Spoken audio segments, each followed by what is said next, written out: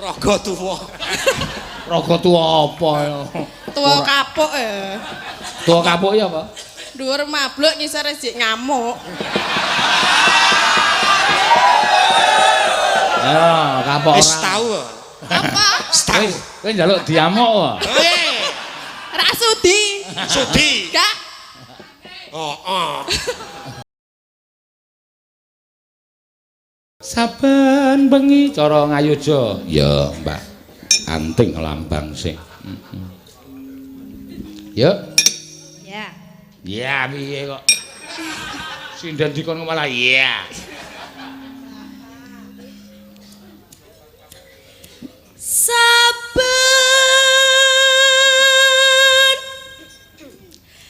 bengi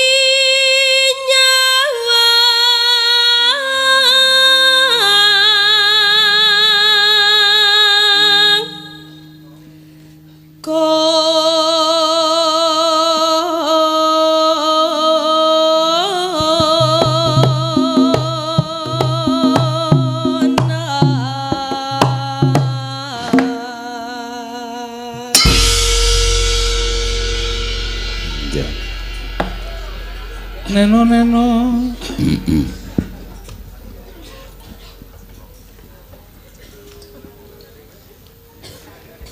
yen memajang among karo janor kone Duduk gedung. Ora ditambahi tunung gendung kok. Kembang. Ayo, Nes. kembang wae weton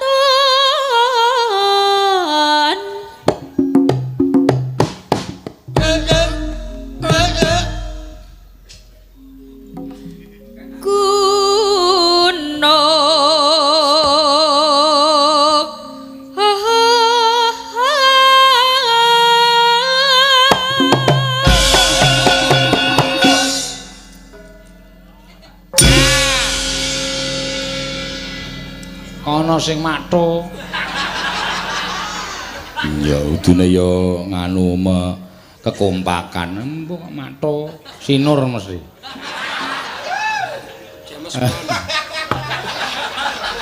Iya go paling milenial ya sih. Anu jenenge pembonangku penerus kuwi. Ya. Milenial tenan. Ha piye fotoe ngene iki? Iki maksude apa drijine ngene?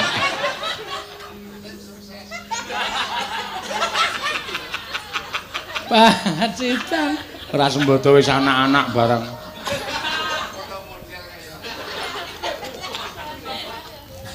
Ya.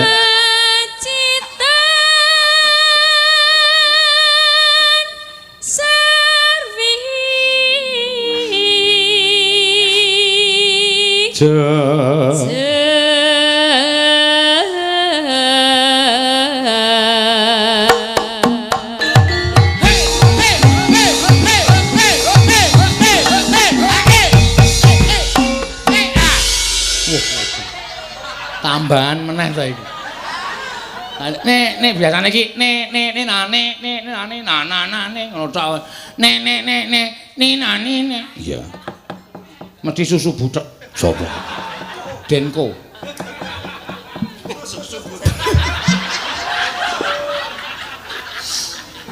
Panas. Ayo.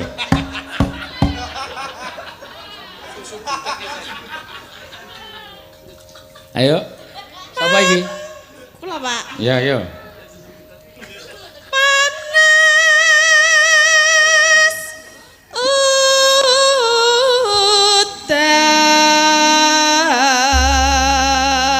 Ayo. Urut saka Anting, parikan dusune Keranggan, Murti Gading, Sanden, Sleman. Bantul. Konjur durut ke SS terus. Ya. Ya, batine akeh kok ya.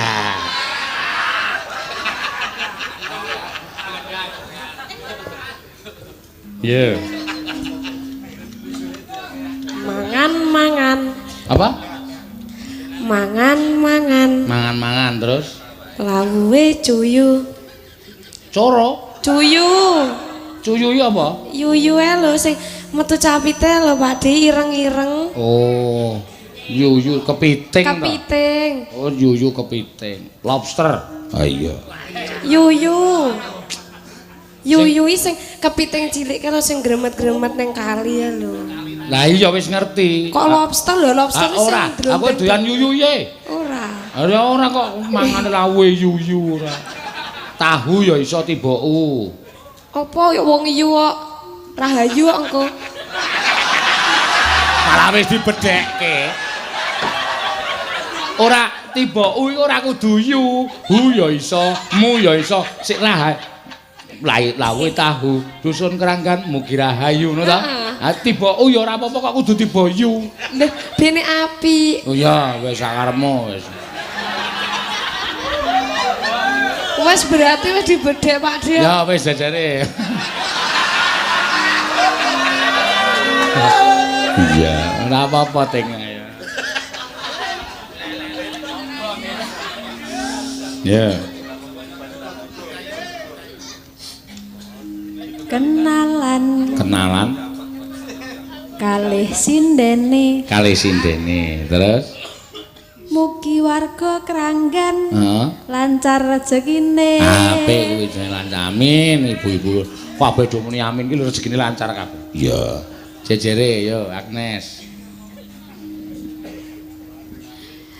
nonton sinden wayu wayu apa ayu oh maksude wayu aku krungune saka njaba wayu ya mulai yo sindene sing telekuk Koting telekuk. wayu pisan ya diinget nah terus artine mugi warga Kranggan murti gading sanden tansah bersatu guyub rukun bersatu jejere Elisa yo aku edan wis ngakoni dhewe saiki ora katokan lho aku nganggo jarik maksudnya ayo masuk yo nyanyi dan nganggo katok ya ora ento kaya ning katok ki ning disko surat di disko mugi warga Kranggan tansah lumintu karaharjan ya matur suwun ayo Tin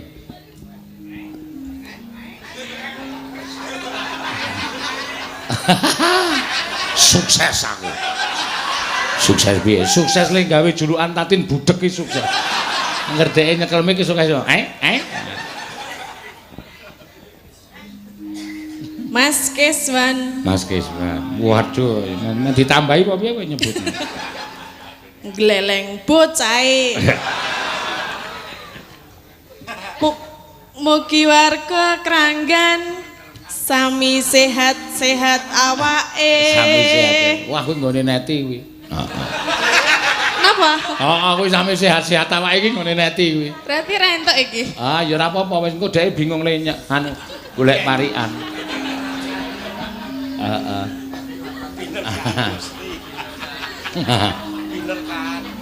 Dek siji binerkan Gusti, loro sehat-sehat awake. Iya. Bagya mulya. Ayo. menyang Sleman Menyang Sleman. golek welut Lucu lho iki. Anjuk welut Bantul karo welut Sleman ki bedane apa? lah pengen ning Sleman kok ya Ora maksude ki ame golek welut kok dadak ning Sleman. Kene iki nek gelem golek welut ya gedhe-gedhe. Werna-werna sawahe dhewe-dhewe, welute gedhe-gedhe. Ah, kuwi digawe parikan ape lho nek senggakan. Sawahe jembar-jembar saiki diganti. Sawahe jembar-jembar, welute gedhe-gedhe. Ya ora. Ya terus Sedaya warga Kranggan tansah cancut gumregut. Jejere cancut gumregut. Ya iki Bagya Mulya. Ya ya.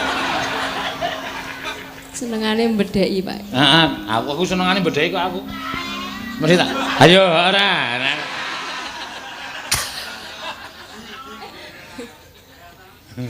Aku durung mangan. Lho mesakake. Pun maem dereng. Terus Awakku dadi lungkrah. wah, padha aku ya sok lumrah. Mugi desa Kranggan tansah gemah ripah. Nah, jejere. Ya. Aku gelo. Ora wis-wis.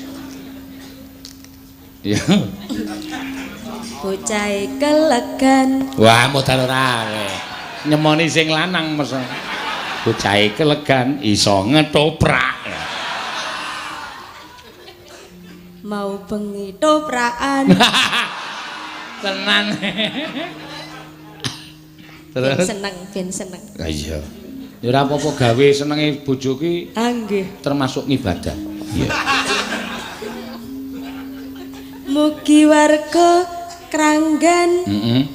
antuk kabegjan. Ya ora apa-apa. Ya terakhir yo.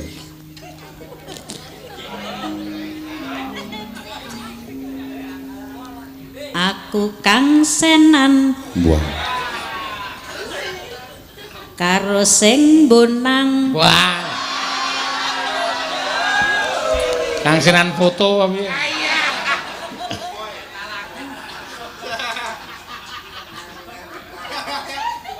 Mugi dusun Kranggan Heeh.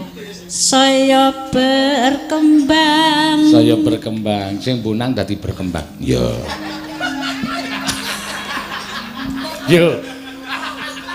Panas udan tiba sapa iki mau? Ya. Panas udan, udan panas aling-aling, caping gunung.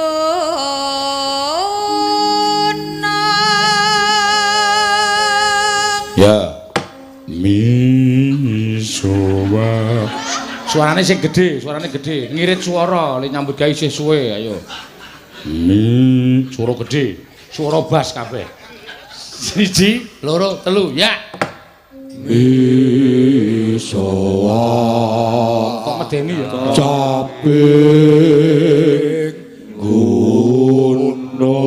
gunung. Ya ben nggo hiburan. Iya. Ada ngakep me kabeh. Misowa. Nadyan. Suara gedhe. Aja kuwi sinden kok suara gedhe. Nadyan waton. Sinden iki kok lakon sis. Sar Terus sarta. sarata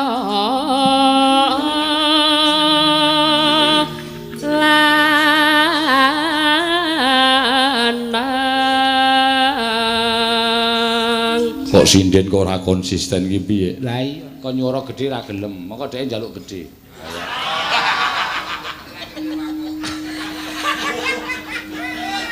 Enom. Aku sing njaluk suara gedhe penabuh ki sinden kok.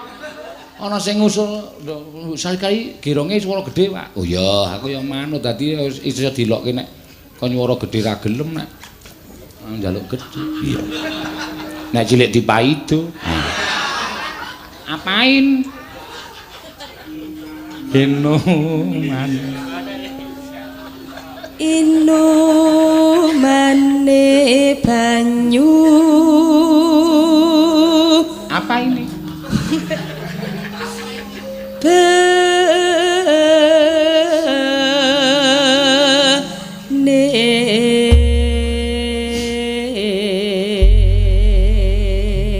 Mangga, ya. Ayo, Pras. Dek jaman berjuang jor kelingan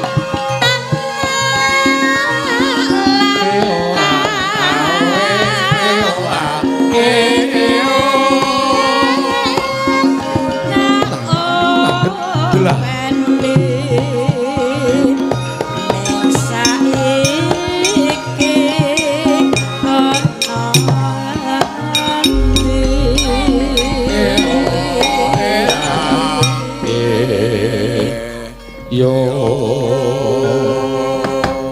jare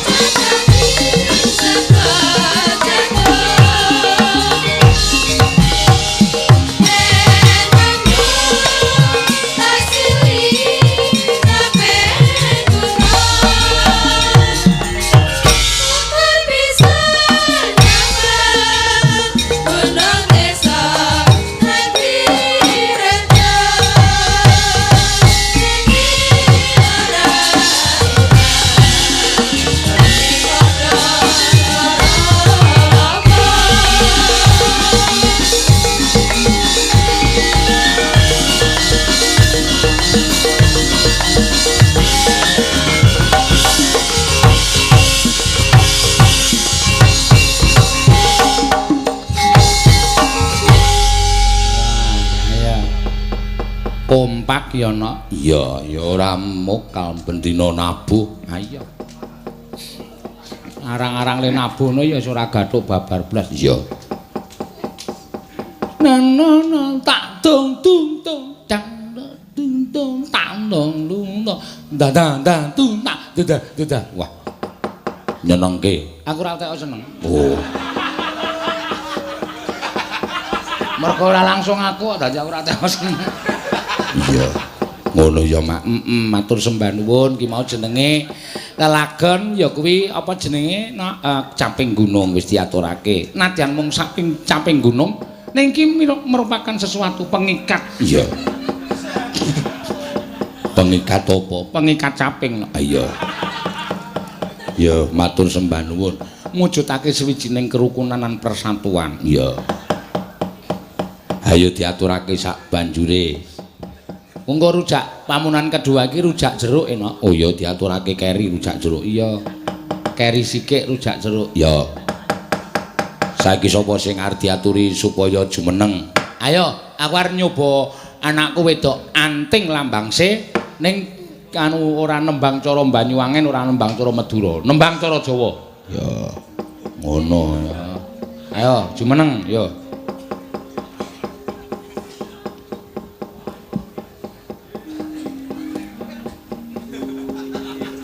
Piye, Pakde? Ora piye-piye, Nok. Cah ayo. Pakde terus. Wis takon muni apa Mas. Iya. Rupaku ya ora pati tuwa banget ngono. Podha Pakde ora. Kuwi le jarikan piye kuwi? Jarikan kok jonjing kaya ngono. Sijine Benisis. Benisis. Benisis. Oh, lah cah edan ora. Wis. Le narik ora banget kan malah mlotrok. Jawa, Pakde. Jawa. Apa iki? Ayo langgam ya kena, engko mlebu dangdut ya ora apa-apa. Ya, Tak ngrungu cengkokmu sing Jawa, Ting. Apa? Sing santai wae, ora usah ndadak perlu sing werna-werna. Kadung tresna ana, jenang gula ana. Apa jenenge iki memanikku ana, manike kanca-kanca ya ana. Ya. Apa? Apa? Mbak aku cari lagu apa?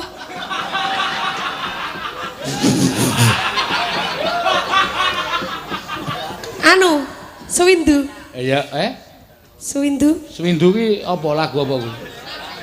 Oh, nganu. Nganu wae. Apa? Kok Kartonyono jenang gula wae. Ya, di jenang gula dibawani. ya. Bawani apa? Jenang gula. Ya, Asmarandana ta, Pakde? Ya, ya, ya. Wis. Mangga. Ki piye ta iki? Lah piye wong arep nyuwara kok malah bingung. Engko meneng wae malah sing metu mburi. Ngono. Ya. Gegarane ngono. Gegarane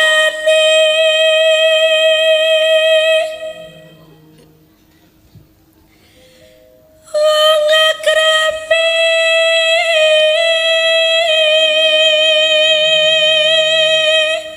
Ya, pancen bocah iki nek nyuwara dimatke dadi jarake rada suwe. Ya. Tutu tutu pandhet tutu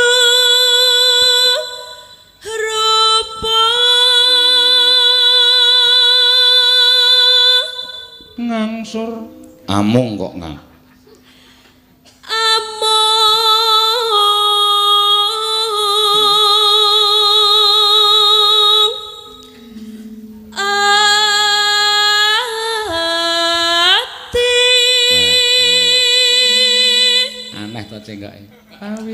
Lah, diseneni ra Pakde? Ora apa-apa, kuwi iki kreativitasmu bercengkok ora masalah. Sampean lho kok nek diseneni ya. Heeh. Sing nyeneni sapa?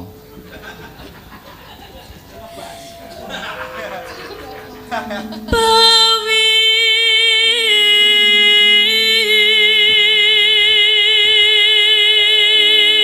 tane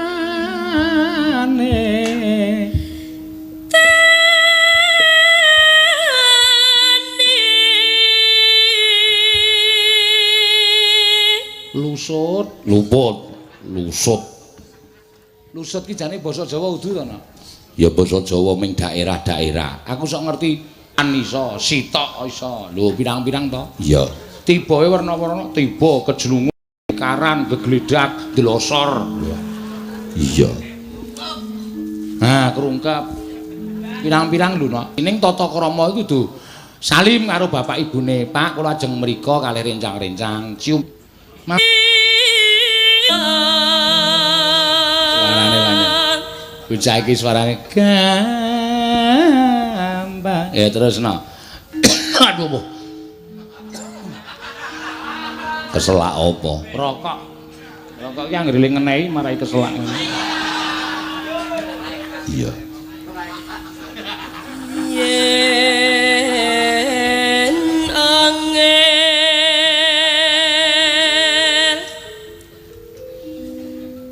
sepiro?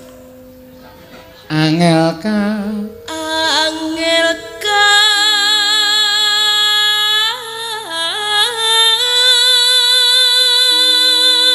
langkung.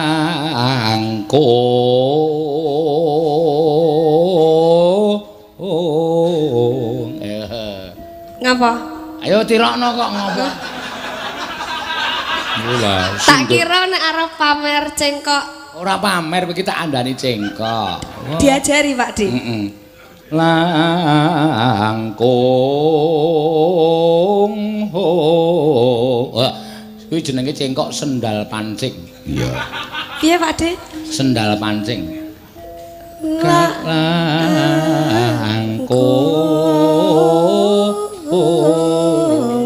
Baca. Isop. Ya. Heeh.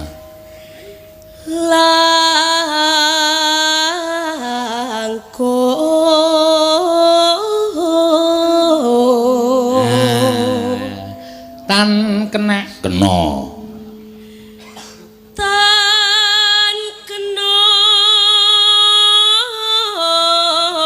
ti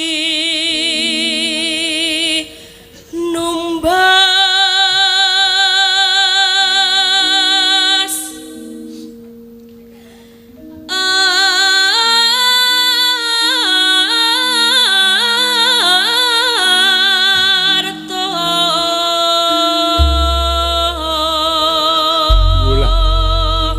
bocah iki jan nyolok. Iya, wah apik tenan. Jos tenan suarane. Ya. Jenengku. Ora dibandem sing ngendang kowe. Lah sing nek marahin jenengan ya sing ngendang rawani bandem.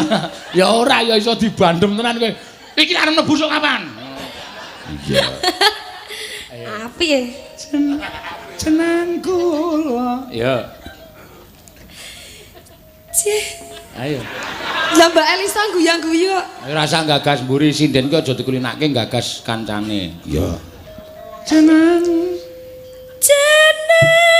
kala kowe aja lali marang kowe iki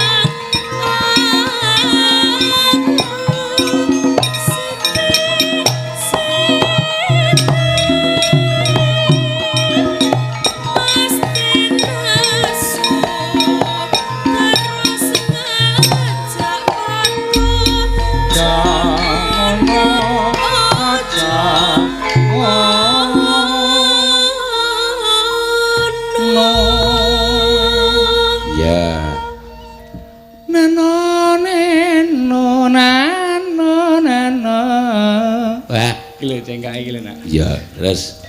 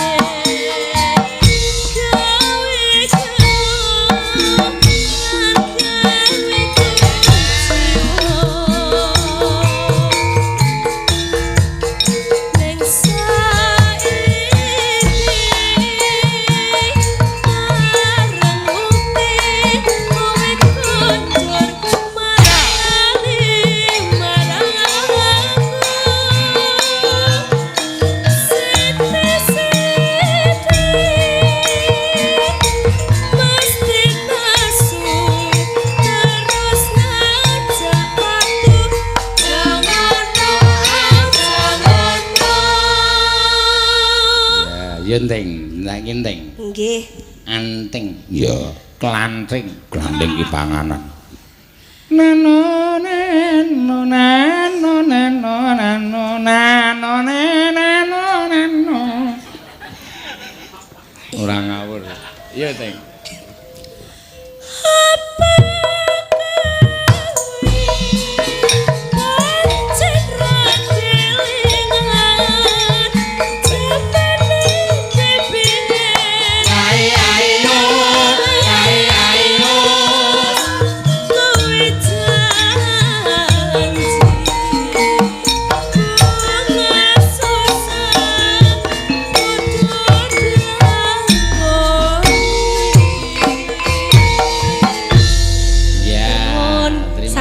Ya. Ayo kodang kala cuk anu wis ana lagu liyane daerah liyane urung? Pun. Apa lagu apa? Madura. Lagune apa kuwi? Tanduk Majeng. Apa? Tanduk Majeng. Banyuwangi Cengkir Gading. Heeh, terus? Terus apa meneh kok terus sira tanduk. Aku iki jare dadi sinden etnis di berbagai daerah. Ya kudu ngapalke lagu Nusa Tenggara, lagu Sumatera, Kalimantan. Sumatera ngertos kula. Apa? Pop tapi. Sing nganggo gamelan kok dipopke. Yo gak iso. Gak iso ya wis. Gak iso. Ya wis matur suwun Mbak Anting. Iso gawe panglipur penggali Mas Kiswan. Ayo. Ya, dibacutake gentenan sapa? Ayo Tin, gentenan ta Tin? Ya. Jumeneng. Ya. Ngulet sik.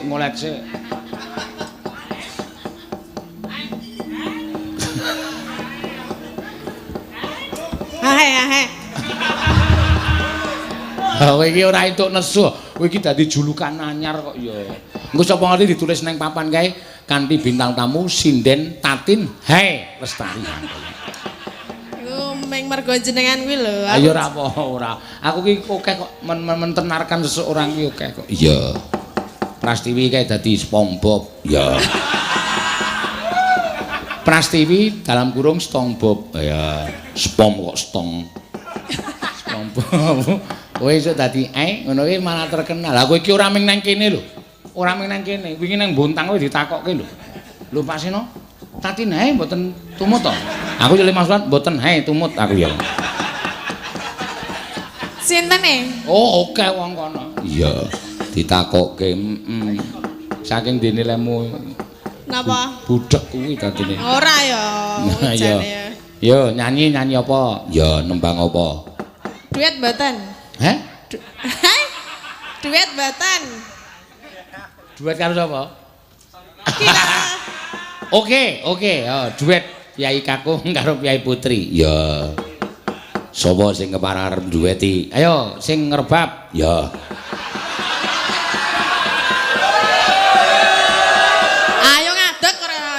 Sembodo ngebasi oleh akeh ta kowe. Cilaka ora. Ha iki sing ra mangkat wae pira wae? Oh 5. 5 nek ping sak yuta wis 5 yuta lho kowe. Urung turane nggone dalange. Ayo jumeneng ora merna-merna iki. Ya jumeneng iso jumeneng ra. Ceket-ceket. Parani digandeng Din, parani. Oh, kok kaya wong ra weruh digandeng. Iki susah ngadeg dhewe kok. Parani, kei guthik.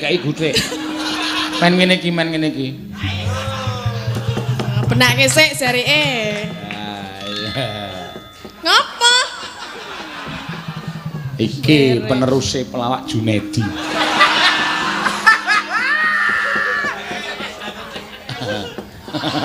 Kita luar. Ora, mbok ora. Iya. Arep duet apa ning aku mah lho nek lagune duet ki maksudku satu lagu engko le bawa wong loro genti-genten. Nggih. Upamane kaya Kadung Tresna bawani wong loro, upamane kaya apa jenenge Setya Tuhu bawani wong loro. Ngono kuwi. Nek duet apa Rondo Kempling mayar. Ndas mundi Bayu, ndasmu nendi? Ndak pundi kok ndasmu ndi? Alon-alon iso. Lah apa? Ya apa panjalukmu ki? Mekaten injih to Kang Mas. Panjenengan ajeng nyuwun menapa to Kang Mas? Nyuwun patimu. Oh. Kadosipun panjenengan rumiyin ingkang modar. Apa stop. Ayo. Yo njaluk apa? Lah apa? Nyuwun apa Cahyo? Dibawani. Bawa apa? Apa sih sing kira-kira kono ora iso. Dadi kudu iso mirang-mirangke kono. Ora nyanyi, Tim. Ayo. Lah apa sing kowe iso wae? Oh, Apa ndang muni? nyidam sari ya kena.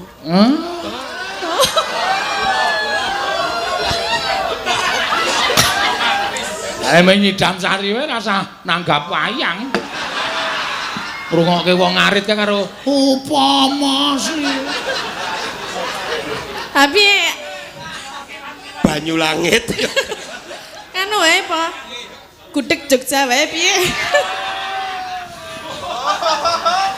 Aja. Ya apa ya? Serius.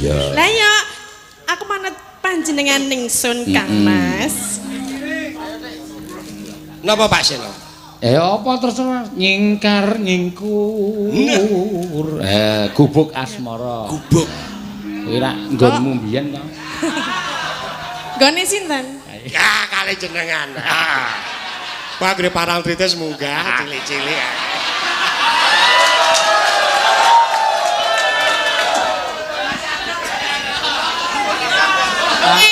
Wis sadar ora e?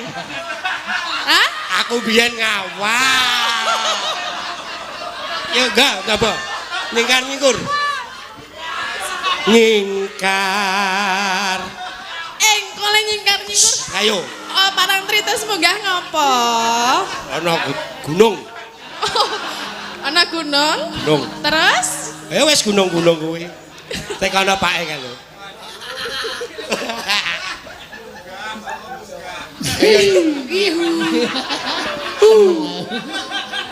Ayo. Ayo Ya diwiti. wis sikekno. Cakepane diajari ya. Nyingkar nyingkur. Mas Keswan iki kejaba ngrawit ya kadang kala sok disuwun bintang tamu. Oh iya. Iki nek nyuwarake manuk pinter banget lho. Napa gadah manuk to, Pak? Oh, ora ngerti kok. Suara jalan. Mbak unekke manuke. Sesuk. Tak ngerti aku manuk. Sok. Sesuk.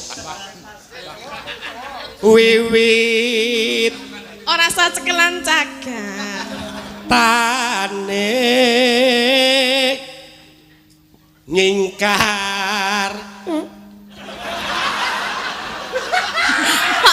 Ning napa tekang Mas nek mbok mules niku mbok wau mboten sampun nggah riyen ngono lho. Masuk angin. Oh diajak. Coba to krana. Ingkang pundi? Kang ngarep napa mburi? Ya semanut sak kelasmu cendi. Kira-kira piye? Ora piye-piye gak wis gak. Kowe ngapa? Wiwit tane nyingkar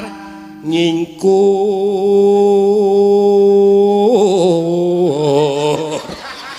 Keceng kok apa e? Aku ki karepku arep gregel kaya ibu-ibu iki lho ra iso.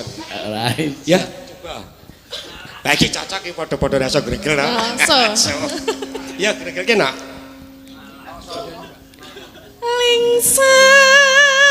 Lingsem yen ke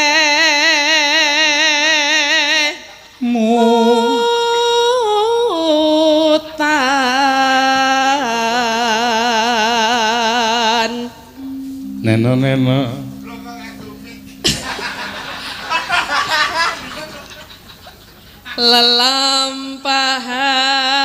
lelampahan kang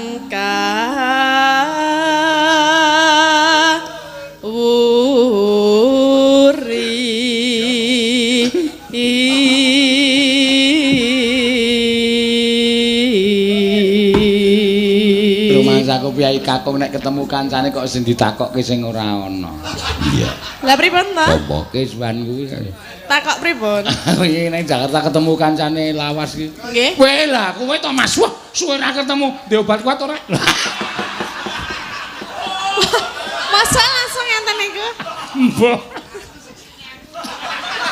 Lah arep dinggo ngapa to, Mas? Golek melek ben kuat lho. Lah apa wis ora Aku kan kuat? bladekan terus to, Mbak. Oh. Ya staminane ben jos. Wong melek kok ngene tangane. Ya kan kuat. Melek kan ya mripate tau ditangane. Kalau bojone lambene saka puteran radio kowe. Wis ngene iki pisan. Nek wis wani maju ya aja gagas ya. Ora tak gagas. Ngono kuwi. Anggap wae aku ora di bojo ngono ta. Kok sendiri. Aku ora omong.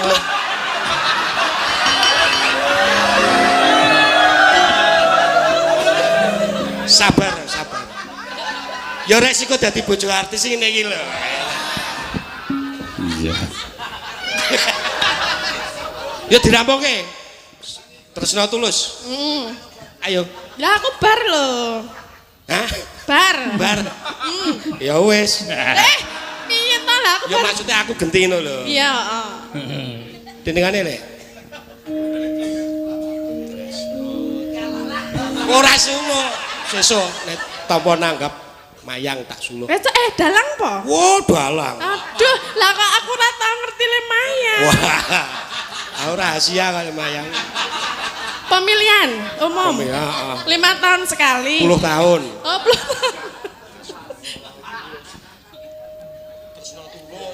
tahun. Tresno tulus.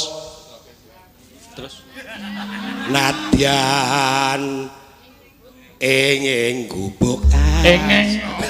mor. Wis baleni ora? Enging iki apa? Tresna tulus. Nadyan enging. Ingin apa? Enggak.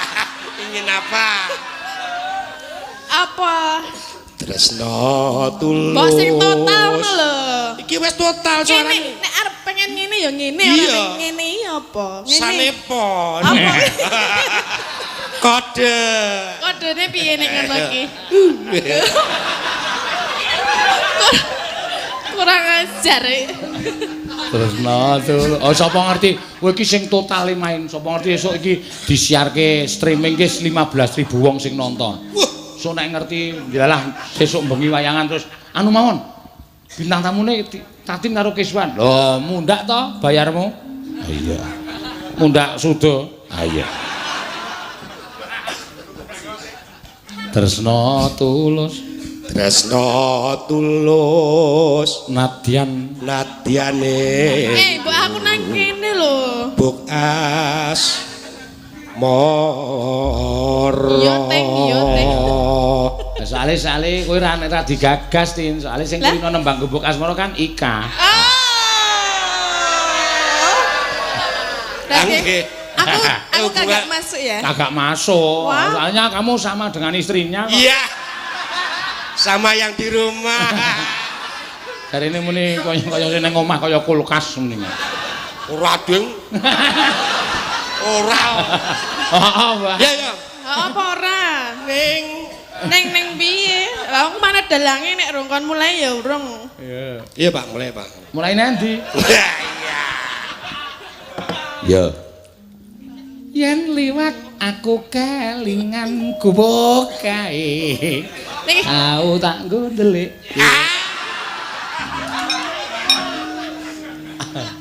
Aku terima ana njaba. Ora iso. Wong jejer kok nang njaba.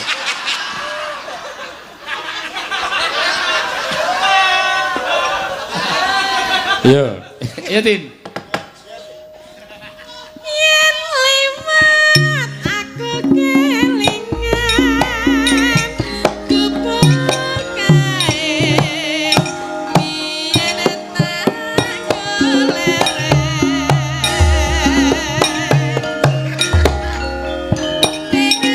Yo, joget.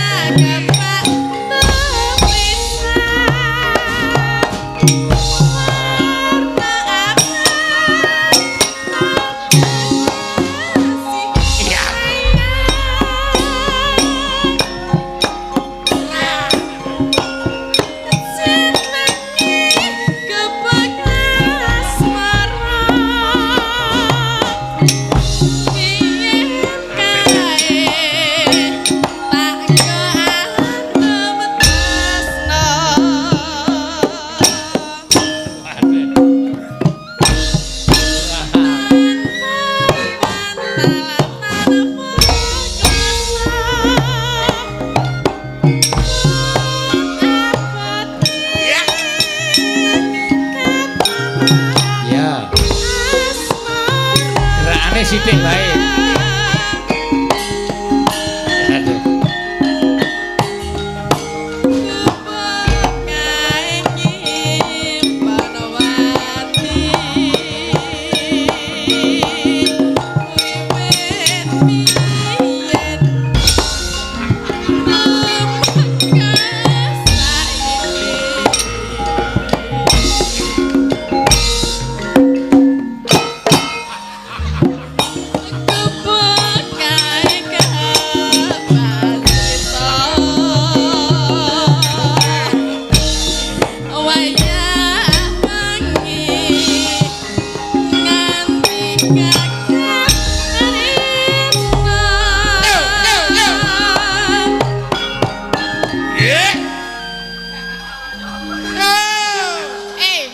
Polahmu kok nggo mancal-mancal iku lino mancal piye?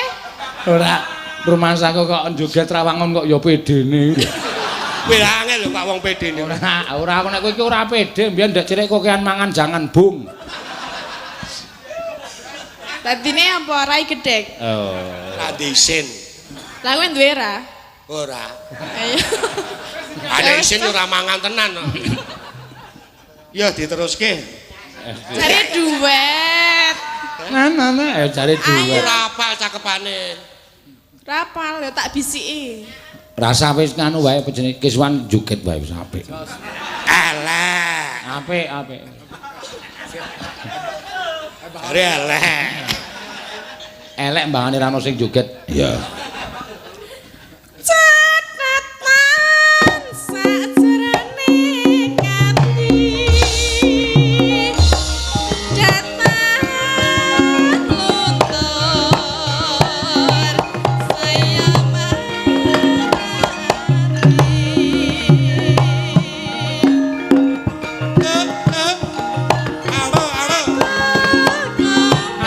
Halo.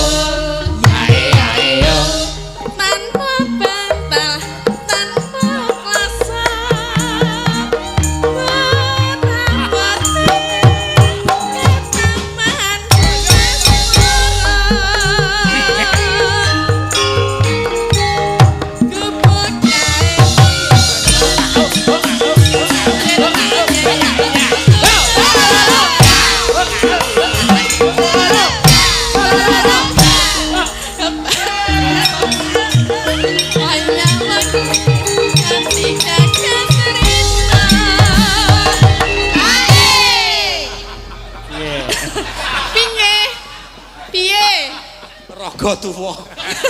Raga tuwa apa ya? Tua kapuk ya. Tuwa kapuk ya apa? Dhuwur mabluk ngisor sik ngamuk. Ya, kapok Wis ora. tau. Apa? Tau. Kowe njaluk diamuk wae. Ra sudi. Sudi. Gak. Oh. Ayo. Senenana dang. Ah. Joget ku nek nganggo glundung barang. Wis menggo. Piye, sontek wae? 500 ente. Enggak. Apa-apa kok dicolke dhuwit. Ayo kuwi cah dermise ramane. Muni watuk dilokke mbok nganu apa ditambani. Nih 200 ngono lho. Anggepe aku ki bapakne kowe iki. Apa-apa kok njaluk dhuwit. Iya. Kono mbok ngelih aku, kono golek-golek mie ayam. Ya kene dit. Lho. Ya mangga ya.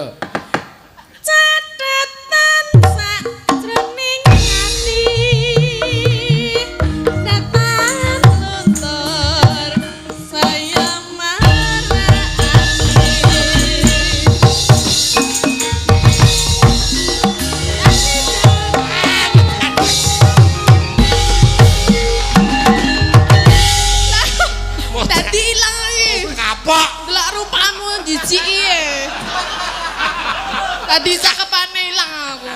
Tergoda aku ya.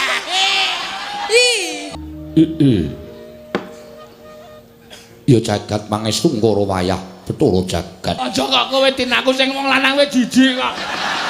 Monggo saka mburi lho. Delok ndasile. Sing ngarep gilani tenan lho mendelik-mendelik arep melet-melet ke demit. Nyucuk. Apa wani ye? Wani. Kok sawa-sawa tok cucuk. Ae. Sama-sama ya. Bener Pak nggih. Rumah sawa-sawa dicucup. Dek malah ngaku ae. Kan. Wis ngono nang omah nggih siap-siap ya. Wis Dek. Lenggah, lungguh ayo. Wah, kula angsal sawer. Wah. Entuk sawer pira kuwi? 300 juta. Hah? Pira? 50.000. Ya ora apa-apa. 50.000 panjalukan lagu to kuwi. Wah, njaluk lagu kowe. Kudu aku. Tuano gleling.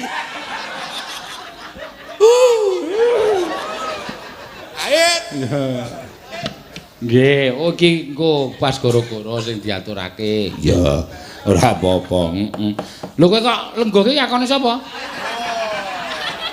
Nyoh, tak tambahi 50. Ngadeg meneh karo bojomu saiki. Wes, men diintegrasi ning dhuwur panggung. Mbok patos sik cilik, Pak. Apa? Sing cilik. Sing cilik piye? Ya, Kok padoke sing cilik, goleke sing cilik. Maksudmu sapa? Watan. Prastiwi apa? Ae cilik ning gedhe. Ora kok ya ro bojomu men serasi kok ya. Men kowe iki ketok ro bojomu ketok sakinah mawaddah warahmah almarhum.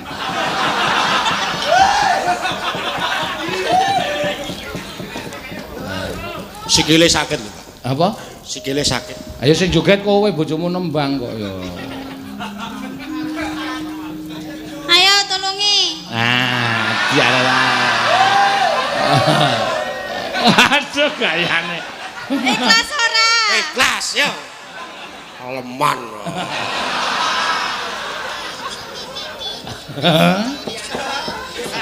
Yo, Gendong. ora. Cepat tak gitu, awas cekungan. Ya. Maju ono. Rumah aku kok. Ayo kaya ngono kuwi wong sing jere dadi manten umur 2 dina ana jeglongan Asdik, awas Dik jeglongan hati-hati ya. Nek suwe ya jeglongan. Kesandung ya matane. Piye mau seneng? Seneng. Bloko aku. Ayo blok apik kuwi. Bunga ya? Bunga. Oh, nah aku sing Apalagi- ning kene piye? Saya seneng. Jaremu pengen sing cilik. Ora kok Bu men keguyon. Ora. Pengen sing cilik. Heeh. Ora sama dia sanane ya. Aku jenenge kok anane kuwi ya salah. Salah. Anane ming kok ngono kok yo anane wae. Karepmu ki sing wong wedok sing ayu dhewe niki ngoten lho. Ora iso wingi kene kowe yo ndelok wong numpak miyo yo. Edan. Tak foto ya. Kene. Di foto kena bane tok senenge ra jamak. Iya nembang ya. Jare sok ning gubuk asmara iki karo sapa? Motorke. Hah? Mung cerita-cerita. Cerita-cerita. Ping pira? Iya ngelak. Oh ya, ngombe ra apa. Cerita. Lek ngelak ki ora kesel kok ndredeg.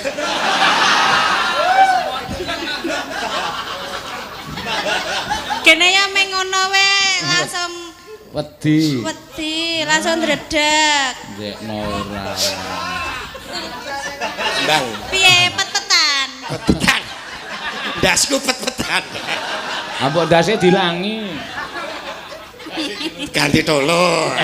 Tingil-tingil. Iya, guys. Ngersake napa Pak Seno? Lah ya manut bojomu kok. Apa, Bu? Piye? ngebang Mau apa? ning ngono aku ning ngono ora ngono kuwi.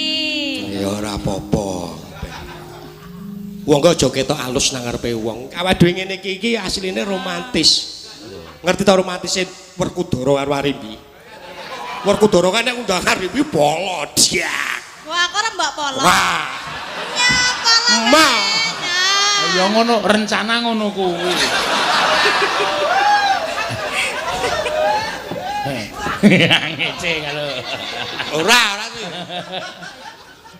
Sakit sukune tesian. Iya. Pincang sakit. Ah iya. Mula nek nyikat kira banter-banter. Apa? Nek nyikat aku kira banter-banter.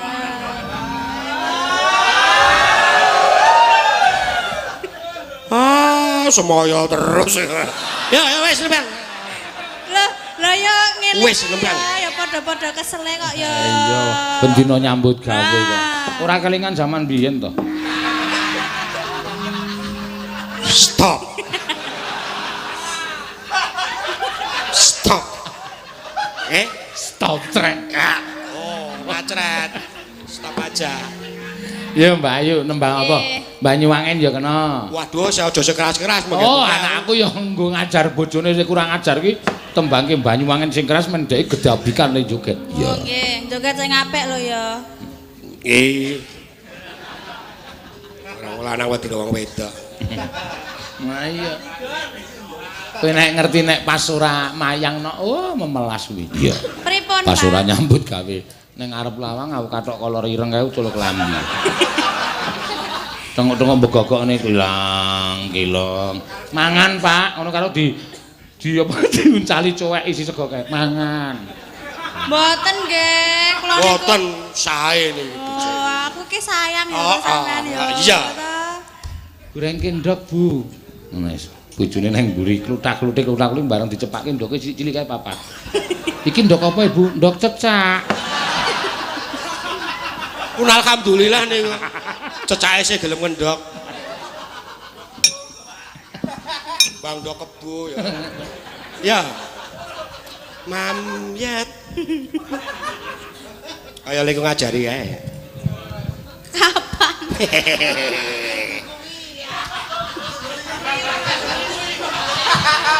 Mula kowe iki sesuk nek Yu Ayu. Nggih, Kowe Pak. sesuk nek Pak nganu ngopo-ngopo iki kacamatamu aja dicopot. Lah keng napa? Lah kuwi dimanfaatke banget kok. Kowe nek nyindeni awan kae kacamata dicopot terus genak geli karo kowe. Terus guys, kowe iki dingetke bojomu, ora nggo kacamata lamur.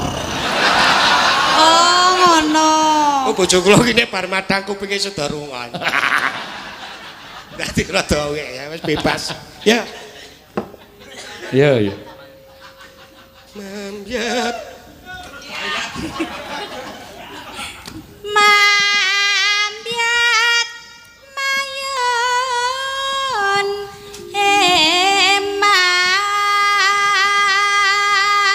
eman sowarane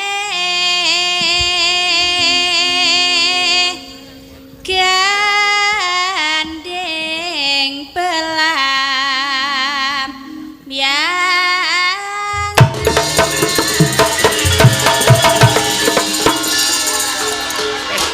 Setan tenan Pak. Hei. Nanti muncrate. Ya, Lah nek Banyuwangi iki ya modele ngene iki. ayo gawe kode. Kaki ngunjuk muncrat. Ora apa-apa. ya saya waras ta Pak. Sih, waras. Waras. Ora. Nyaram biai Awas. Aja, awas lho. Kena tangane Denko. kok aku cemburu nek ngematke Mas Den. Wah, iso. Ah, ya iki ya cemburu. Iya ora positif kok ya.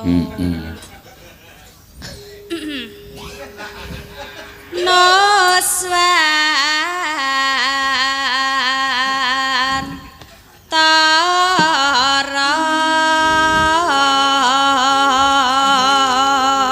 Enggak mau kaget aku. Kaget tenan. Waduh tenan. So nampa 75 wae kowe. Ah iya ta Pak? Emoh. Kompak to. pianyu Yuk. wah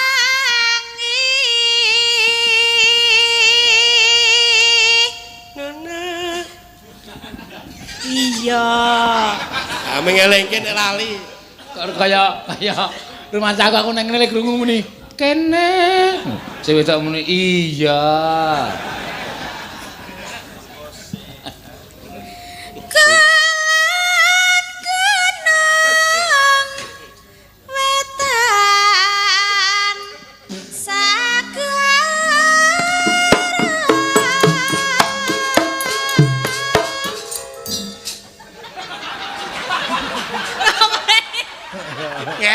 Ngeber apa?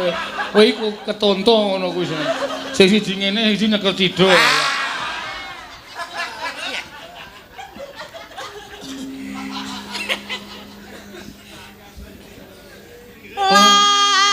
Lan kedul halas ngopo kuwi? Siap-siap juga. Oh, aja dhuwur-dhuwur lho ya. Sen aku ora. Isen duwe. Sen. Oh. Sen. Arep tenanan iki pokoke.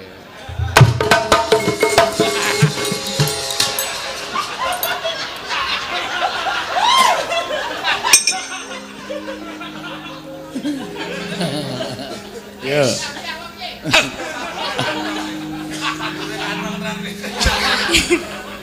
Kang Kaliwian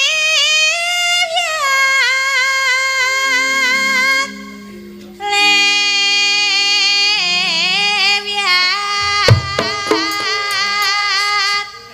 Wes. Kayak singgetan ya carane anu. Pelambiangan Joget ya, Bu. piye? Joget. Oh. Pelambiangan Ya. aja takon susah senang kang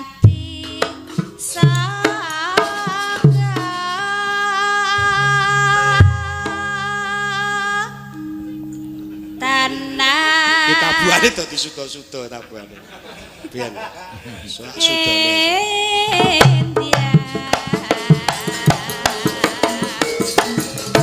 Angel jogeti. Ayo Mbak Nyuwangi iki ngeber.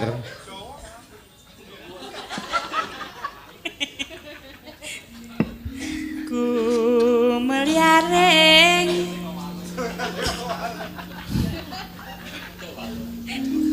Ku meliareng taman Kota. Iki ngopo ya, Pak? Ora mbacutke kak ya. Sari nuswan Tara Ya, gerajakan wae to? Inggih. Ya, mangga diaturake. Ya.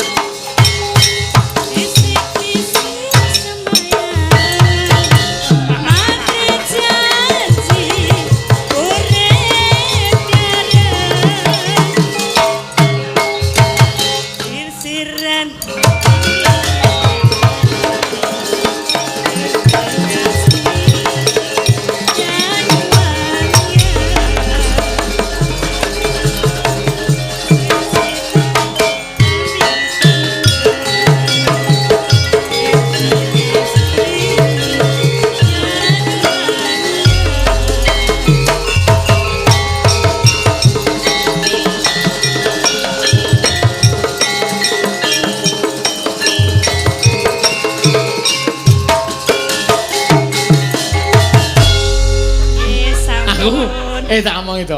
Aku kelingan soleh Parangkusumo kae.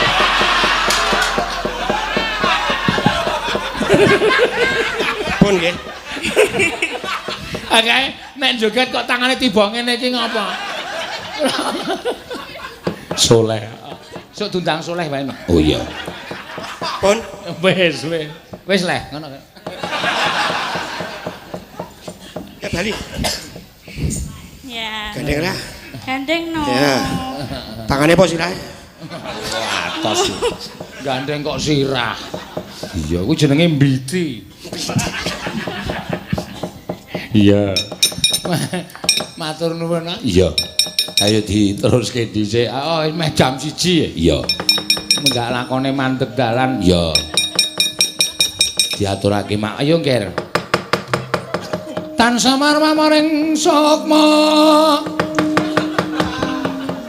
Sinukmaya winayo ing asepe sumimpen telenging kalbu pambukaning parana tarlen saking liyep layaping aluyup pindha pesating sumbana sumusuping rasa jati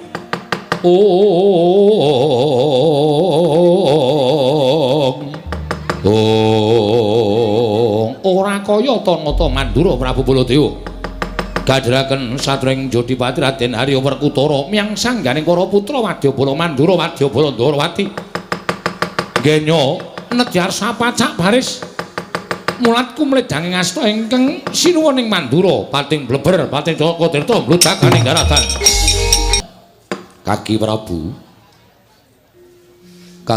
ing Amarta sawetara rawuh ana ing Projeng Pringgondani Badararja sapraptanira Kaki Prabu Puntadewa nuninggih Kanjeng Hyang tansah pinayanganing kawidadan suwanipun ingkang wayah ing Amarta wonten ing Praja Pringgondani keparenga kula ngaturaken sembah sumungkeming pangabektinipun ingkang wayah kunjuk sandhapepada paduka Kanjeng Hyang Kanjeng Hyang Matswapati ing Wirata Kanjeng Hyang ya puspane Hyang tampa agarya bombong penggaling pun Hyang ora liwat prayogakna nggonira ngadhep ana ing pendopo negara ing Pringgondani dina samengko iki Kaki Prabu Ngamarta sampun boten kirang prayogi piswanipun ingkang wayah ing Ngamarta Kaki Prabu Ndarawati Padararja sapraptanira nggih tansah pinanganing kawidadan niring sambikala sawanipun ingkang wayah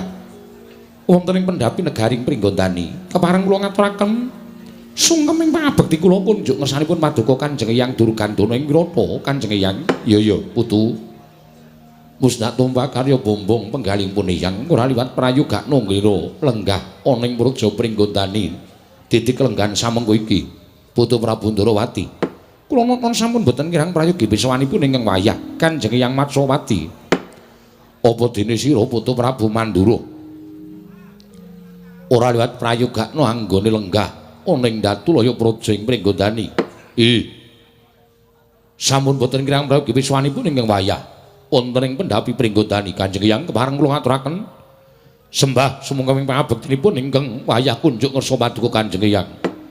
Putu Prabu Baladewa wis pun yang tampa ora liwat padha prayogakna anggone lenggah ana ing pendopo ing Pringgondani. Jernyatane samengko sayektine dudu Poneyang ing duwe kewajiban manem Brama kelawan rawuhing Kaki Prabu katelune.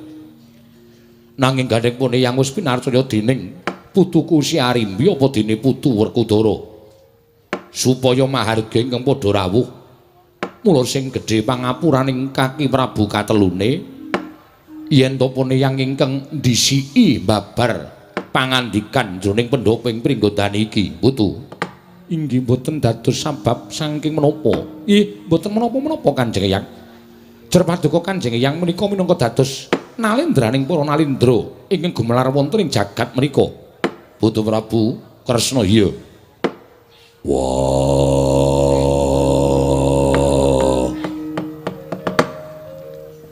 Baladewa kakangku. Aku ngaturake basaku katura. Kadangipun Kakang Nyai Werkudara ndak tampa. Sihat diatur bekti kelawan pun Kakang ora liwat pangestunipun Kakang Tampanana. Ndak gegem dadiake jimat Kresna kakangku aku ngaturake basaku katura. Iya Dimas. Werkudara ndak tampa ora liwat pangestunipun Kakang Tampanana. Bule kakangku aku ngaturke sembahku katura. Ya Werkudara. Wis ndak tampa sihat diatur bekti kelawan pun Kakang ora liwat pangestunipun Kakang Tampanana. Jlamprung prayogakna nggonmu ngadhep. Nun inggih Kakang Mas. Sampun boten kirang prayogi. Anggen kula ngabiyantara ngersa waduka Kakang Mas Werkudara sembah kula kunjuk yo tak tampa lan aku ngaturake panuwun kalawan barep kakangku Kresna apa dene Baladewa ingkang ditikelenggan samengko wis kepareng rawuh ana ing Praja Pringgondani nunggoni apa ingkang wis tak aturake kelawan Si Arimbi wektu dina kepungkur yen to titikelenggan samengko aku ngaturi rawuh barep Kresna apa dene Baladewa ana ing Datulaya negara ing Pringgondani jumbuh lawan apa ingkang bakal ndak lakoni sarta apa ingkang bakal dileksanani ana ing Praja Pringgondani. Koko Prabu ngaturaken bekti kula kunjuk. Iya Yai Arimbi wis ndak tampa. Koko Prabu Ndarawati kula ngaturaken pangabekti kula kunjuk. Iya Arimbi wis ndak tampa karya bombong penggalipun Kakang. Koko Prabu Baladewa kula ngaturaken sembah pangabekti kula kunjuk. Yo, Yai Arimbi. Wis ndak tampa gawe gedhening atiku ora liwat pangestuku Tampanana. Kula pun dinggo jimat paripih dayanana ing kasantosan. Mugi sami dipun sekecakaken anggenipun lenggah wonten ing pendhapi negari ing Pringgondani. Iya, Yai Arimbi kaya wis ora kurang kepenak. Iya. Arimbi kaya wis prayoga praptaku. Yo, Yai Arimbi. Kaya wis ora kurang prayoga praptaning kadangmu tuwa ing Mandura. Kaki Prabu. Wonten dawuh menapa Kanjeng Hyang? Jumbuh kelawan Nawala ing wis diaturake dening putuku Si Werkudara kelawan putuku Si Arimbi. Ing wektu dina iki bakal miwaha putra ya kuwi atmajane Si Gatotkaca marang Praja Pringgondani. Pawarta ingkang sumebar warata saindenging jagat kabeh wis padha priksa yen to dina samengko negara Pringgondani bakal duwe nalendra anyar ya kuwi ora kejaba mung putuku Si Gatotkaca. Kaki jroning sapejagung madyaning pendopo negara ing Wirata iki Poneyang mung kepengin nyuwun igo pertikele putu-putuku Kaki Prabu katelune pisan mbok menawa ana pangandikan ingkang sekirane angenthengake marang kahanane si Werkudara Padene Si Arimbi nggone bakal misuda kelawan putuku si Gatotkaca. Mara coba padha paringa pangandikan ingsun percaya nadyan panjenengan ingsun kuwi luwih tuwa tinimbang Kaki Prabu katelune nanging ujaring para akeh nyebutake wong tuwa kebak pengalaman nanging wong enom luwih pinter tinimbangane wong tuwa. Mula kapinteраning Putu Prabu katelune pune yang jagakake mengko ditunggalake kelawan pengalaman yang wis dak lakoni. Ndak kira rancaking wisuda iki mengko bakal kelakon satemah putuku si Gatotkaca bakal kawisuda dadi nalindra ana ing projeng pringgondani kene. Kaki Prabu Puntadewa, Kaki Prabu Kresna Padene Kaki Prabu Baladewa. Handra ingkang Puspitarum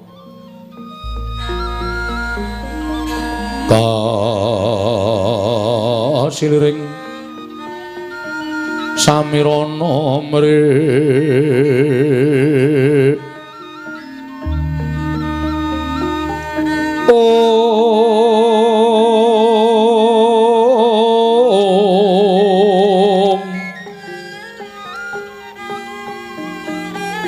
Sekar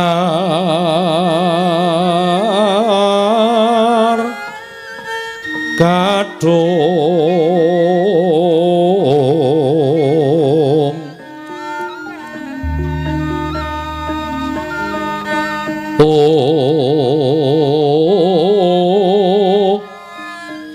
Ngas Gandanya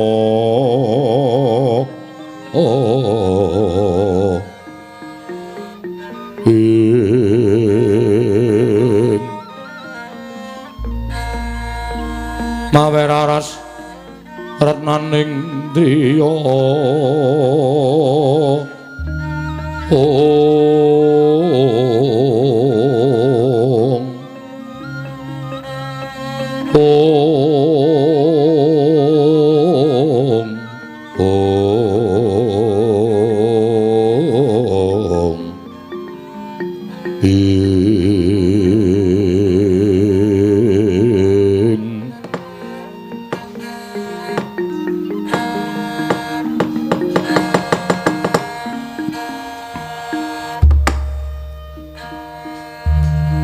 Kanjeng Hyang jimat sesembahan kula Kanjeng Hyang pengayoman kula ing Madyapada prating delahan upamiya paduka Kanjeng Hyang paring dawuh ing mekaten estunipun boten wonten atur ing nedya kula kunjukaken ngersa paduka Kanjeng Hyang ing Wirata jalaran tumrap Puntadewa estunipun kula boten gadahi kewajiban tumat cawe-cawe perkawis negaring Pringgondani kuwatos sing manah kula doh nyono cerak nyono sami mestani yen to kawontenan Pringgondani menika dipun ginakaken dening para Pandhawa supados amblengket tegesipun manunggalaken Pringgondani kelawan ngamarta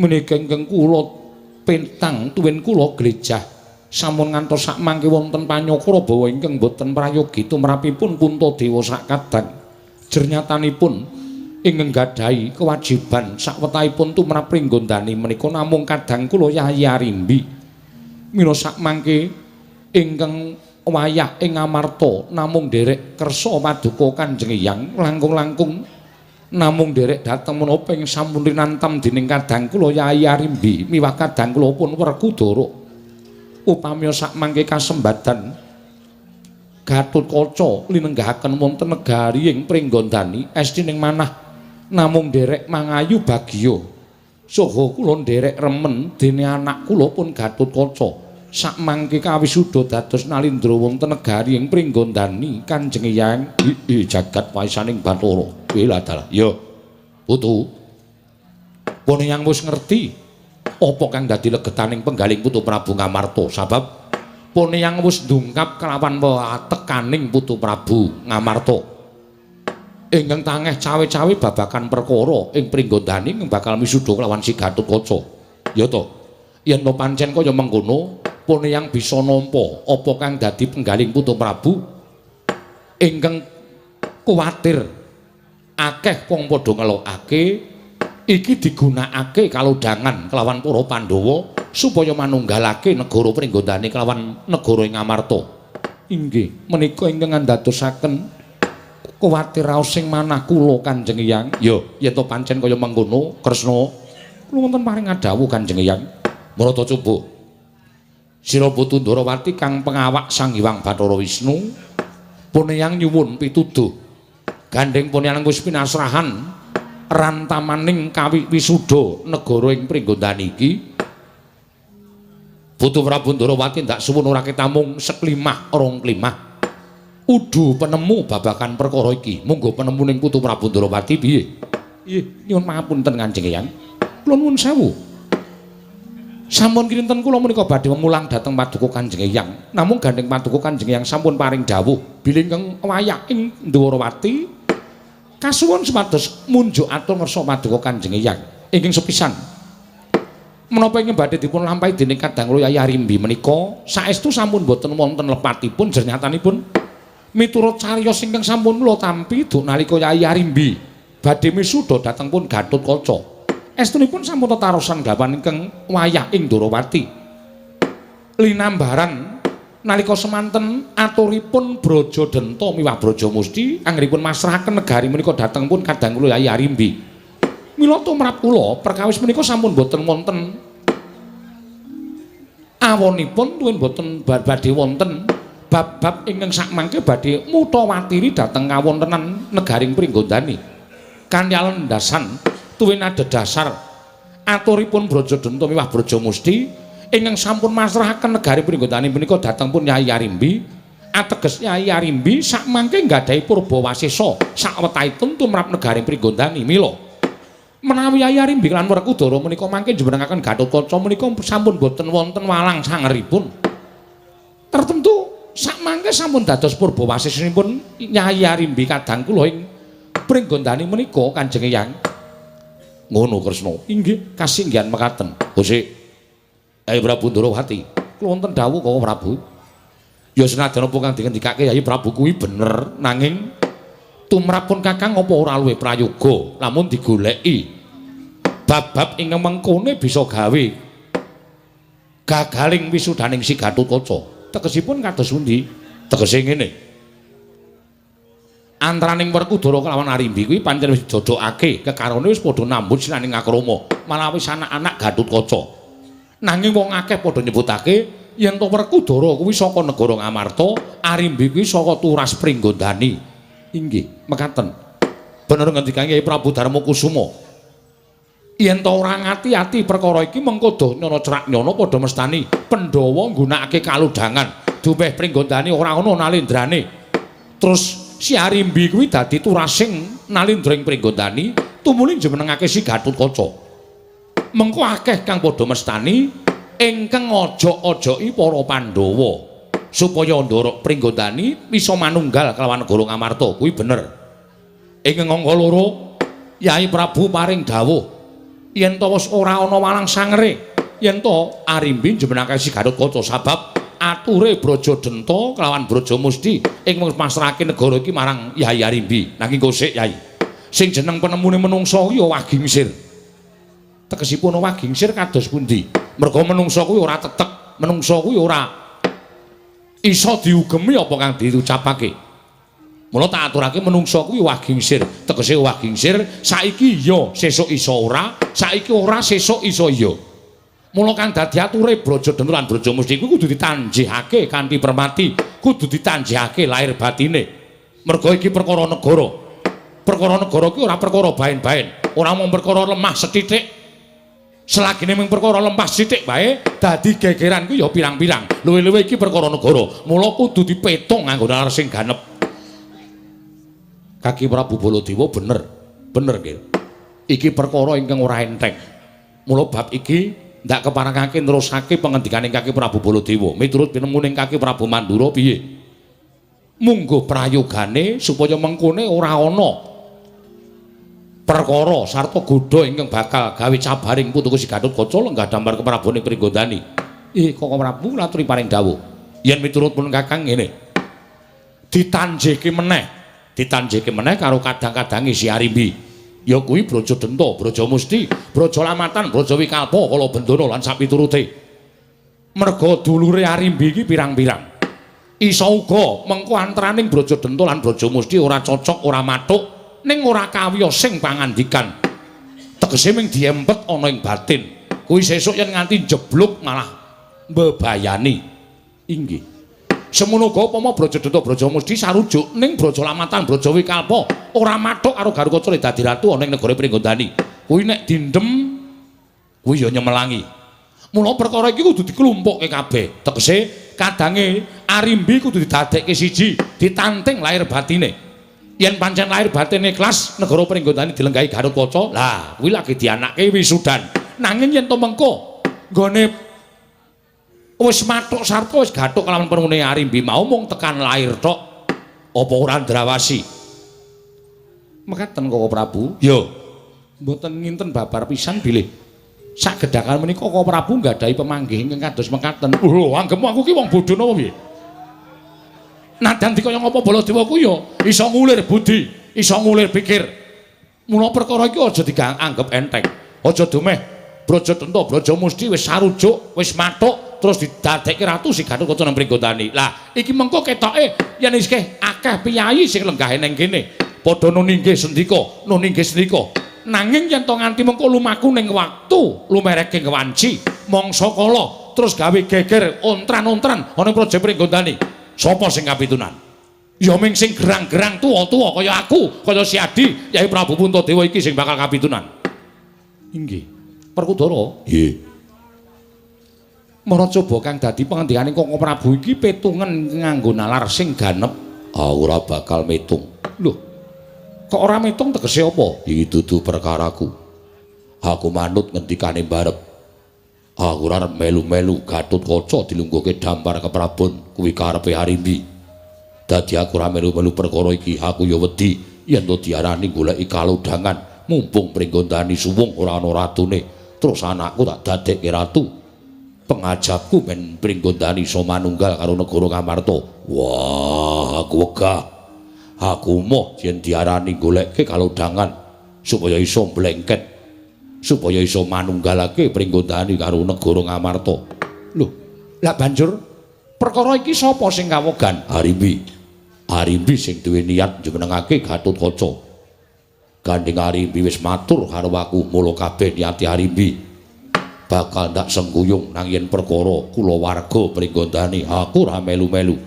Nah yen ana ratu liya ingkang bakal gawe geger Pringgondani kuwi perkaraku. Yen kulawarga Pringgondani ben diurusi karo bojoku, aku ora melu-melu. Aku wegah ngurusi dulur-dulur kuwi pe. Monggo ndak dikira aku blereng karo kadonyan, blereng karo kamukten. Mula mangsa bareng karo Matswapati kakekku. Pangandikaning Baladewa kakangku ku ya becik, perlu dipetung. Aja nganti buntung tembe mburine Matswapati kakekku. Ratune Ratu Tama Pati-patelino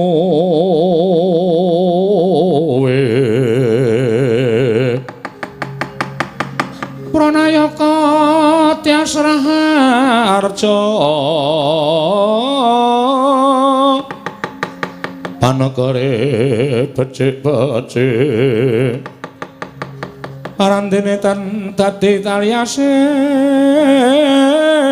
kala bendu malah bangkit mangkinan dotra rupita kang reribeti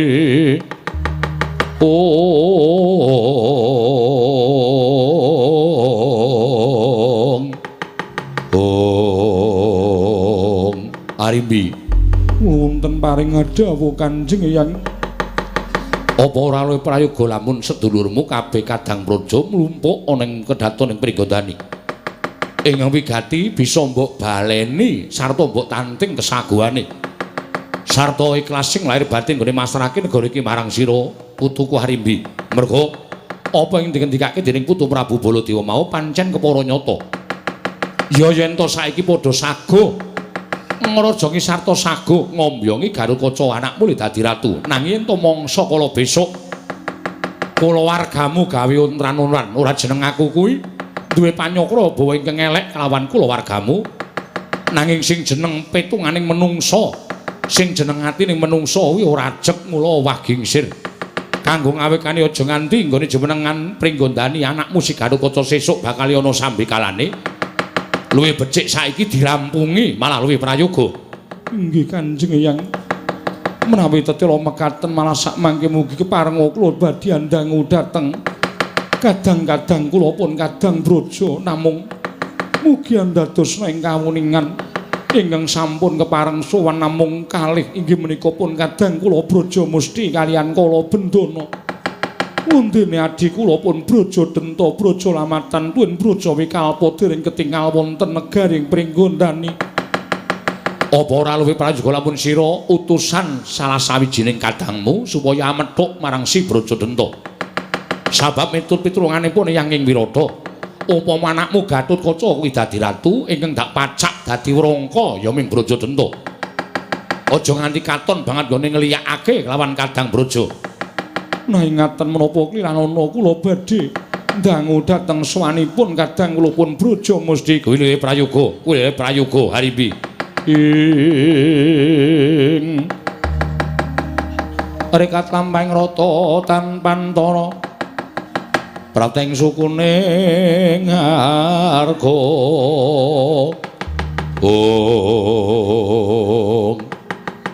Nalika semanten sigra ndangu kelawan sawanipun abdi prajurit wonten negaring Pringgondani kadhawan dening Sang Dewi Arimbi kinen nyaketaken piswanipun Sang Braja Musti ingkang sekawit mapan wonten sak jawining pendhapi Galea sawaning Sang Braja Musti ngeka padha ngersaning Nalendra ing Wirata Prabu Durgandana.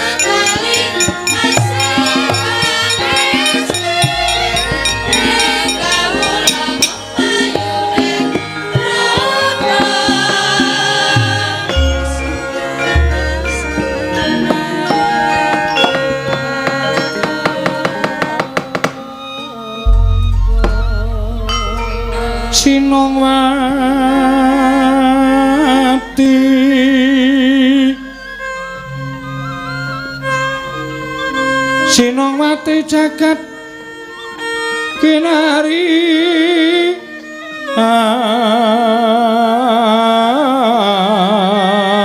among mbak lumembak ombak ing samudra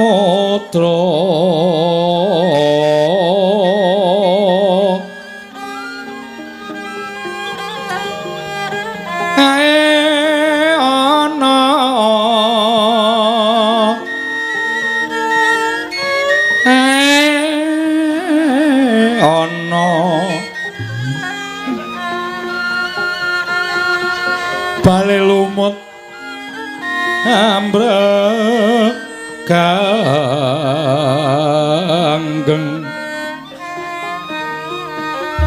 awita dedenceng dencengan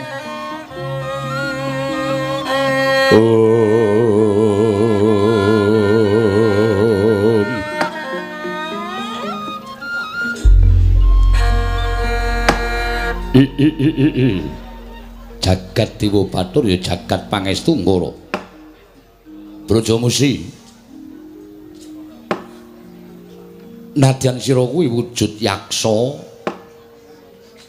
nanging tumanggaping gati ing bab tata krama lan unggah-ungguh ora ngilang-ilang yen to sira kuwi atmajaning sawarga Prabu Trembuka padha rareja sak praptamu tansah pinaringaning kawidadan nering sambi kula sowan kula sinuwun kula ngaturaken sembah sumungkeming pangabekti kula kunjuk ya tak tampa gawe gedhening atiku ora liwat pangestuku tampanana kula pundhingga jimat dayanana ing kasantosan wah Brajamusti padha harja sapraptamu pangestunipun Raden winengku ing kawidadan kula ngaturaken sembah pangabekti kula kunjuk Raden ya tak tampa pangestu tampanana kula pundhingga jimat paripik Brajamusti padha harja sak praptamu yayi Kakang Mbok tansah pinaringaning kawidadan sowan kula ngersanipun Kakang Mbok Arimbi kula ngaturaken sembah pangabekti kula kunjuk Kakang Mbok iya tak tampa ora liwat pangestuku tampanana sanget handhatosaken kejut raos ing manah kula nampi aturipun abdi pecalan bilih kula kadhawuhan minggah pendapi dipun caketaken sowan kula ngersanipun Kakang Mbok Arimbi wonten wigatos menapa dene jengandika miji dhateng pisowan kula Kakang Mbok Brajamusti kula wonten dawuh ingsun ingkang minangka dadi talanging ature si Arimbi ingkang bakal sira tampa jer ngertiya kabeh lumadining wisudan mengko aku ingkang maranata tata caraning wisudan klebu bab-bab kulawarga kadang pringgondani ya ingsun ingkang maranata amarga aku pinasrahan Purbawasesa kelawan si Arimbi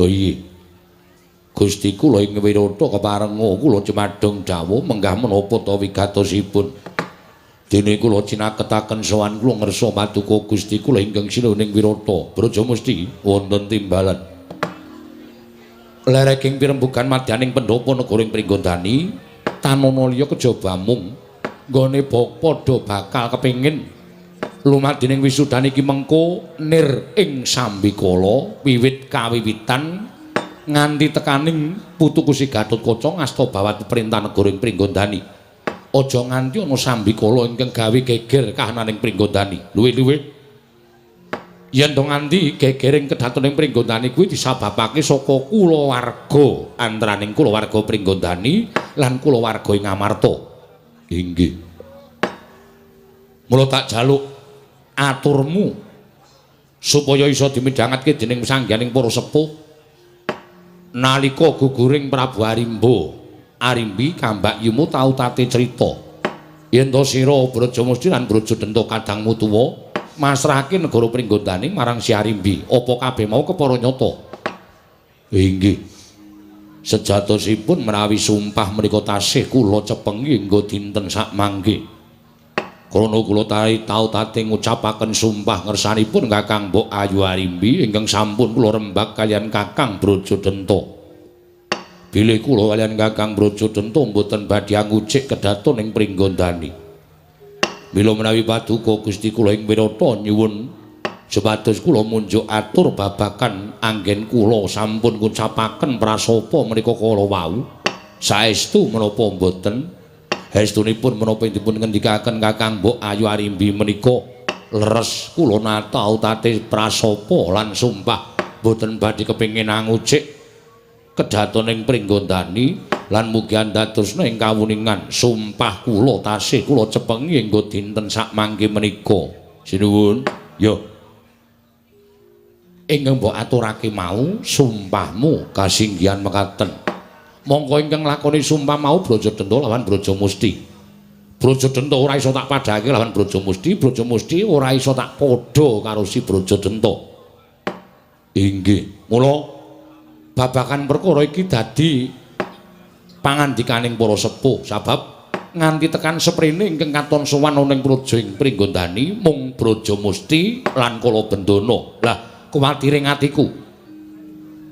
Kuwatir penggalihku yen to apa ingkang ngrinasakake dening Brajamusti ora padha kelawan legetaning atimu. Brajamusti tegese ingkang dirasakake dening Brajadenta ora padha kelawan apa ingkang mapan ana ing legetaning atimu. Contone ngene, yen kowe isih nyekeli marang sumpah, ya to yen to kadangmu tuwa si Brajadenta mau uga nyekeli sumpahe, tegese ora bakal ngucik keprabaning Pringgondani. Nah ya nono muga-muganing si Brajadenta apa ora jeneng kapitunan jernyatane saksedaning Prabu Arimba ingkang tinemu tuwa dhewe turasing trembuka mau ya ming si Brajadenta. Kuwatir penggaling panjenengan ingsun yen to ana niat kang ora prayoga nanging sinimpen jroning atine si Brajadenta katone nyarujuki lenggahe si Gatotkaca nanging yen to suwening suwe padha kepengin kamukten negara Pringgondani apa ora jeneng kriwikan dadi grojogan geguyon dadi tangisan nguri-uri tumpringas ngurip-urip tumbak kemadoh tan wurunga sesuk yen ngrembaka bakal gegateli Brajamusti Kutha Pandhawa tata Katiwisraya Indraksasara Maruta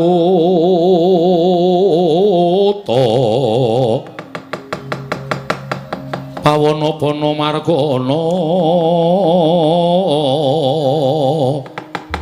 ing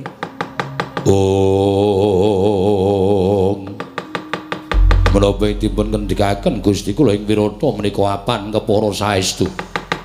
Lajeng samangke kula namung mundi dawuh timbalanipun sinuwun Prabu ing wirata kedah kados pundi ingkang kula tindakaken. Brajamusti wonten dawuh sira ingsun utus ingsun pengawakaning putuku si Arimbi lumantar nalindra ing wirata Prabu Durgandara ya Prabu Matsapati budhalo mangkata menyang Kadipaten Glagah tinulu ya ing Permalang nyatakno kadangmu tuwa si Brajadenta kantinan sowan ana ing praja ing Pringgondani sabab wisudan mung kari ngenteni suwaning si Brajadenta apa dene si Brajadenta mengko gelem sowan ning praja ing Pringgondani bakal sun wisuda minangka dadi wrangka nata ing Pringgondani.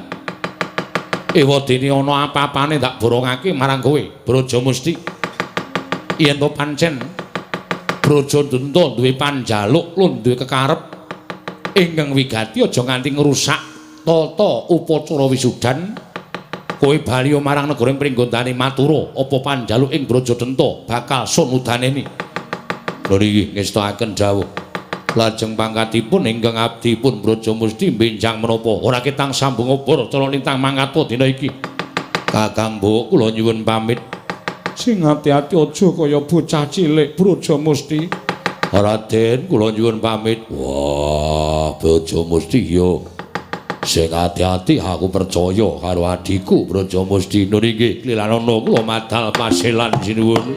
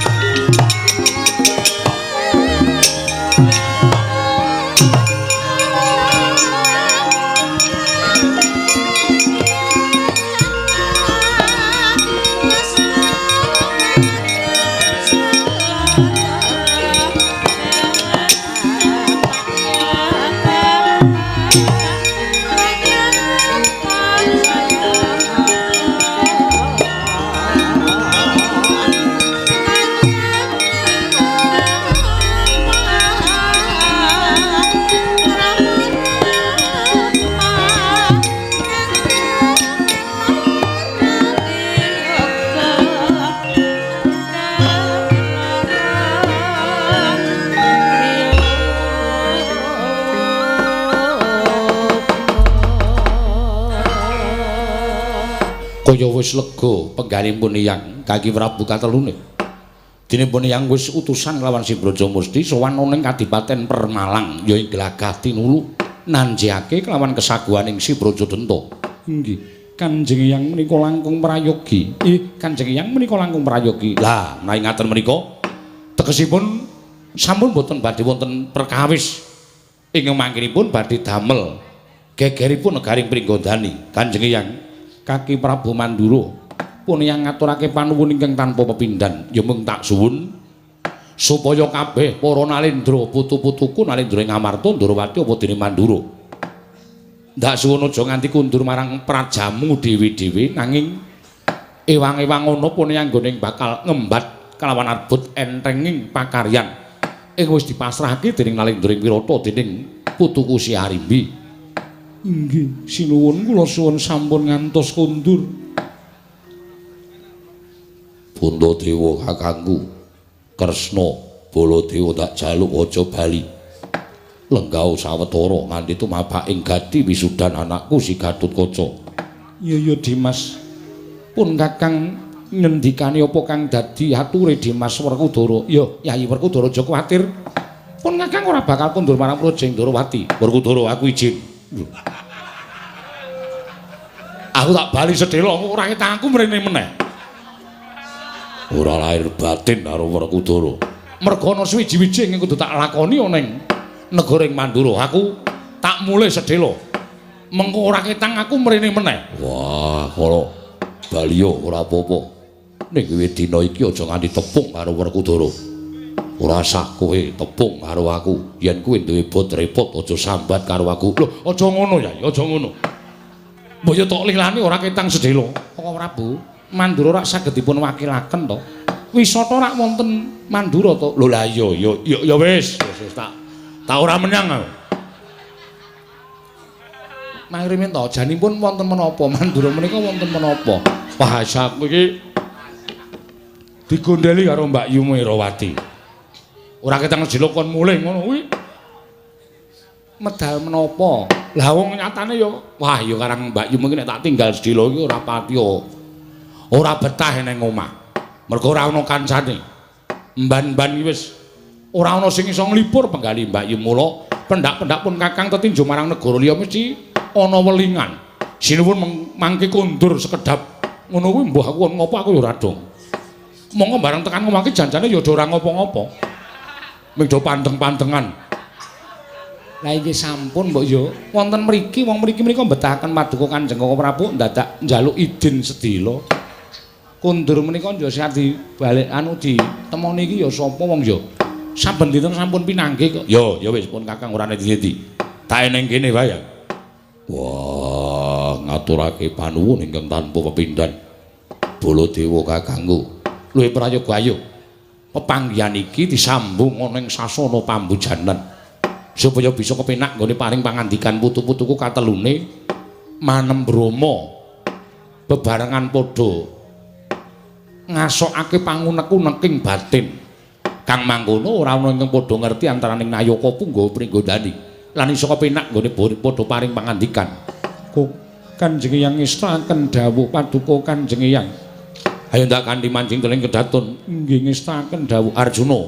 Kula nenten paring dawuh Kanjeng Hyang. Ndak jaluk sira putu metu njaba. Budhana kampudha sibeng sun kundur kedaton. Kula nenten ngestaken dawuh Paramadal Pasilan. Kaya wis purna ganti ning pananggilan. Sanata Prabu Matswapati nalika semanten sigra ambibaraken pepanggihan madane pendhapi negaring Pringgondani. Katinon saking Mandura tindak Nalendra ing Wirata. Sesarengan kelawan garwa ing Jodipati nggidang Dewi Arimbi datan kantun Raden Werkudara. Katinon saking Mandrawa lamun kacandra kaya tansah reruntungan tindaknya Sri Narada wau.